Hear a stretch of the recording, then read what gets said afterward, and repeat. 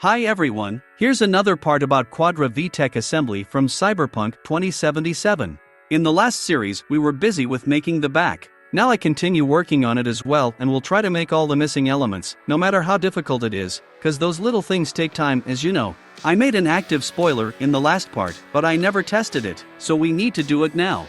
It can be clearly seen how the airflow passing through the flaps will change.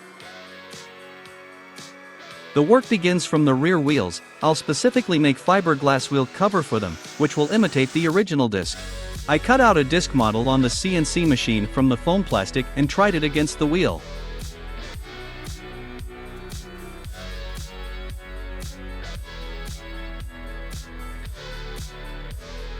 In order the gap was minimal, I cut out a fellow and glued it to the main detail. Now we need to make the matrix according to this model in order to make two another covers according to this form. I covered the foam plastic with aluminum tape to protect it from the epoxy resin. Then I applied a separating wax to the detail and closed those places for screws with a piece of plastic.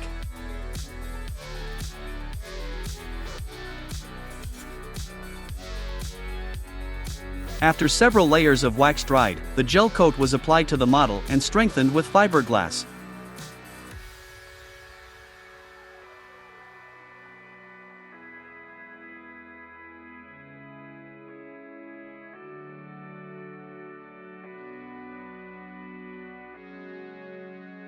The resin is dry, now it's possible to release the matrix from the foam plastic.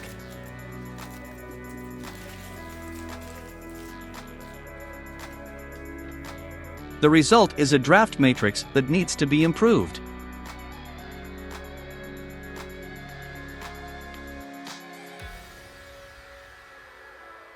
I took sandpaper and tried to smooth out all the irregularities. Then I applied a thick layer of a solid primer. It turned out something like liquid putty.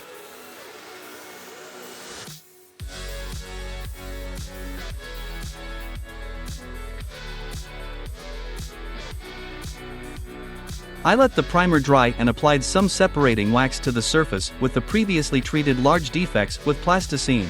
Then there goes the same sequence, first gel coat, then the glass fiber.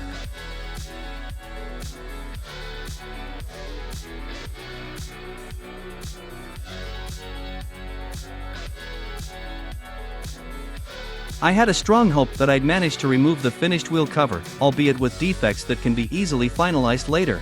But the places for screws did their job and the matrix tightly held the detail.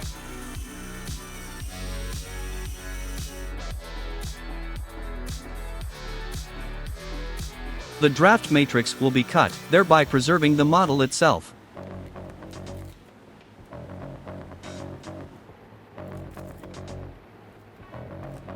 By the way, that's the correct manufacturing sequence of the mold. First, we prepare a draft matrix, then the detail itself according to it, which is subsequently refined to the ideal, and with the help of this detail there goes the final matrix.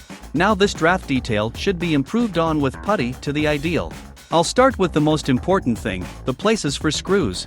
We need to make a good cone so that the detail can be easily removed from the matrix. For this purpose I took a piece of plastic pipe. It approached the hole well and will serve as a guide for the spatula. After working with putty, I glued the sandpaper to the stem and gently treated the entire surface of the holes. I also aligned the entire surface of the wheel cover. After that, I primed it and rubbed with fine sandpaper and water.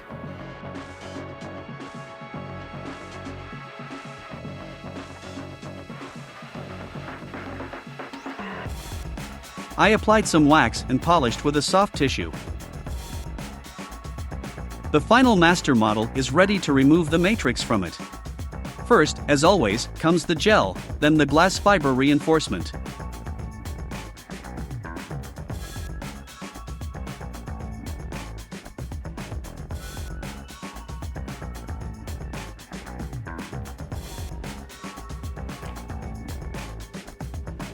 This time I tried to remove the detail with a forced air. It's clear that the detail tends to get off, but something doesn't allow it. I tapped with a wooden mold.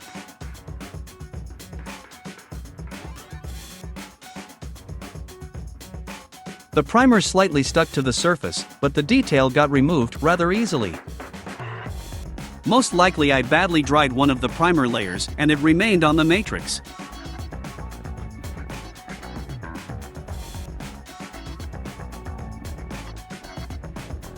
Now the wheel cover will be glued according to the final matrix. I glued some spikes made of plasticine on top of the hollows. These will be channels for the forced air. I'm gonna try to remove the detail with it this time. I covered the detail with gel coat and put a thin layer of fiberglass on top, as the wheels don't need extra weight.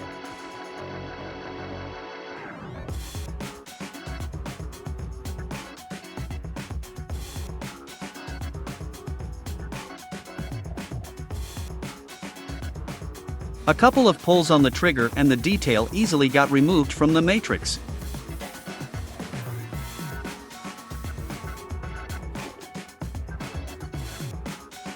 Now we need to glue another detail and cover them with primer.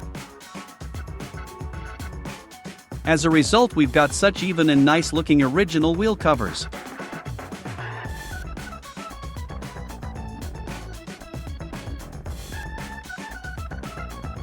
I'll attach them to the disc with the screws. I pre-cut the thread in the disc for them. We still need to print the screw nuts so that the disc won't differ from the original one.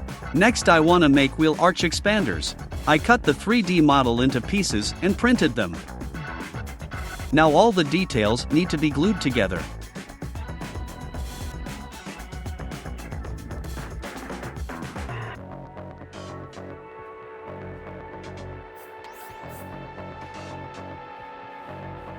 I fitted on the arch expander in its place.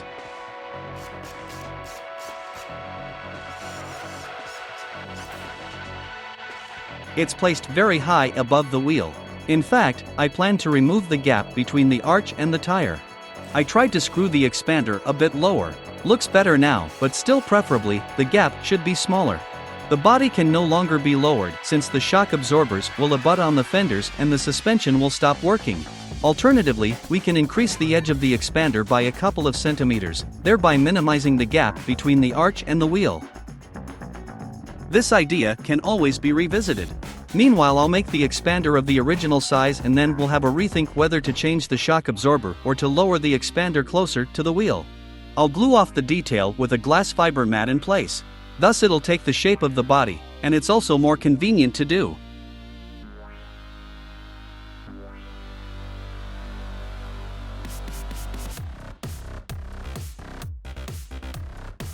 After drying, I applied putty with large pieces of fiberglass to the glass fiber mat. By the way, it's also convenient to sandpaper the detail in place.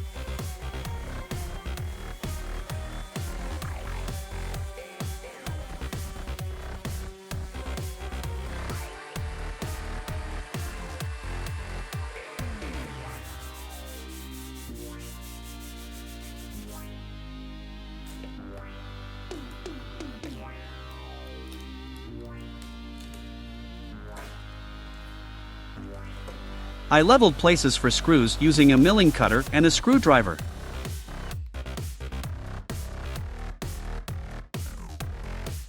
To protect the plastic, the inner side was covered with diluted putty.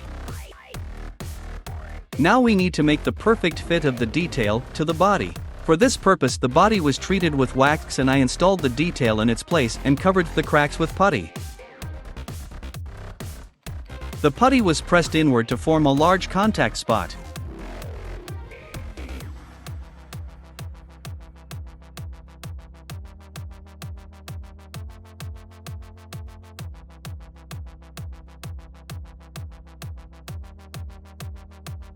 After drying, the detail got easily removed. Now we need to sandpaper it and cover with primer.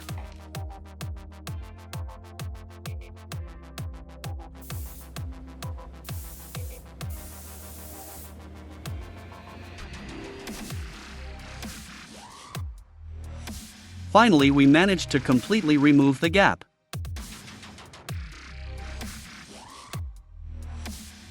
I'll make the exact adjustment of the extender at the final assembly already. In the meantime, I'm gonna leave everything as it is. Although the front wheel covers are irrelevant to the back, I still decided to make them, so I repeated all the same steps as for the back wheel cover.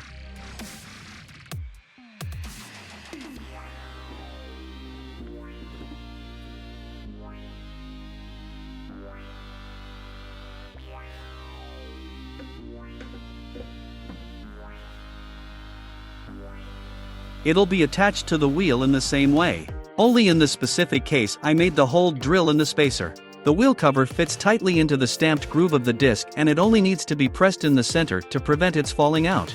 I think such futuristic cover will look cool not only on Quadra. We can also saw the hollows through around the perimeter in it and paste in the blades. As a result we can get a good turbofan, which will also cool the brake disc. Furthermore, I don't like the front arch yet. As well as at the back there is a long distance, but it's rather a defect of the body. Recently I noticed that the original wings have a tilt and my wings are parallel to the ground. That should be fixed while working with the front part, but for now I'll return to the back. Now I want to make a jumper, which is located near the rear window. First we need to make a lip for it. I took a piece of foam plastic and covered it with fiberglass.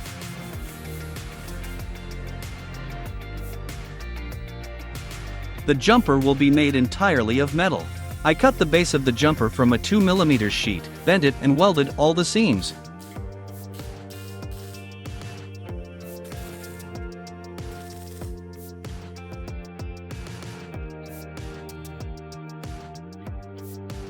Then I scraped everything bright.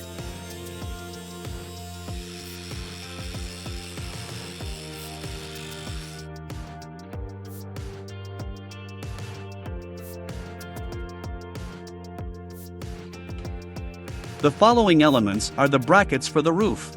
I had to make them from the metal pieces.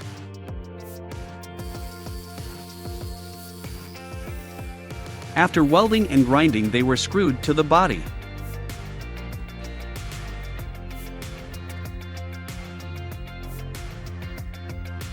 We still have to connect all the elements using the steel tubes.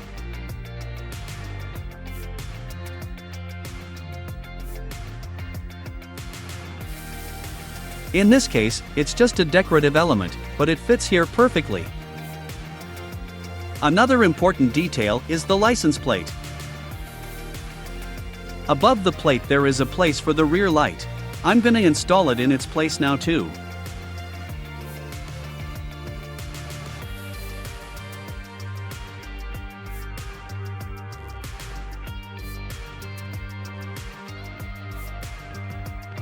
I turned on the reverse gear and found a plug that was responsible for the reverse signal. Abiding the rules of plus and minus, I got soldered to the wires.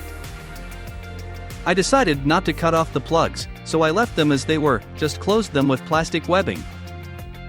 Now when the reverse gear is turned on, the rear light lights up. I also connected the tail lamps and turned signals without any problem.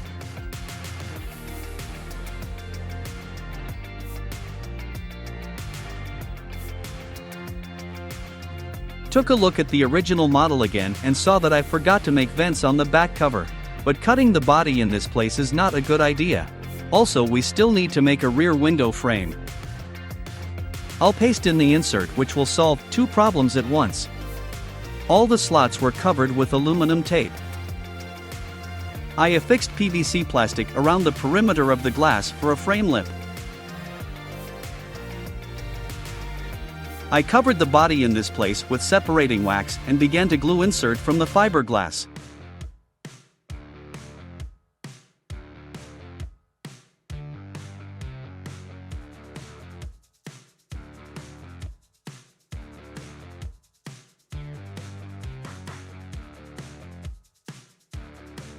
In order not to lose the shape of the detail, I puttied all the irregularities.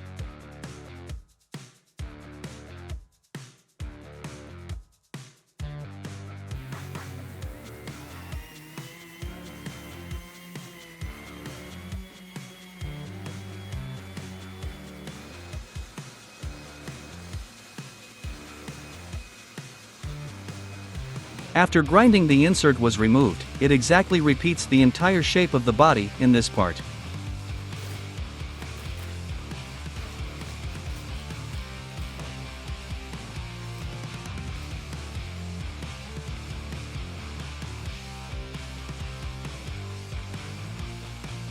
I prepared the detail oversized for future trimming. I also cut those distinctive vents.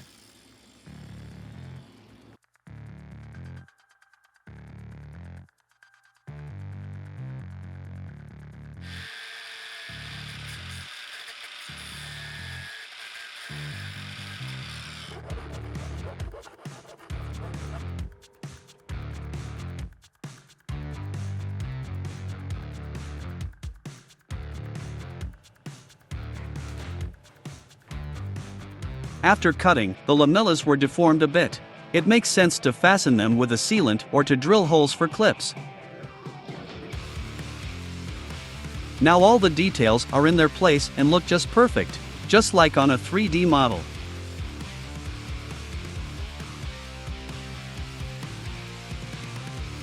The nameplate was printed in a single copy and temporarily glued to the double-sided duct tape. I also changed the white silicone profile to black.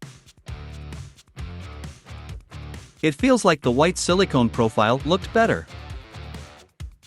But when the LED tapes are turned on, there is absolutely no difference.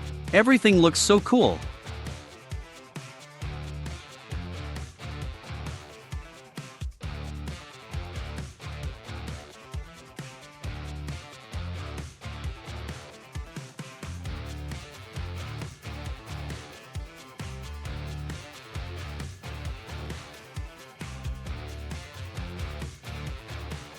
And that is all for today. If you liked the video, put your thumbs up. See you in the next part.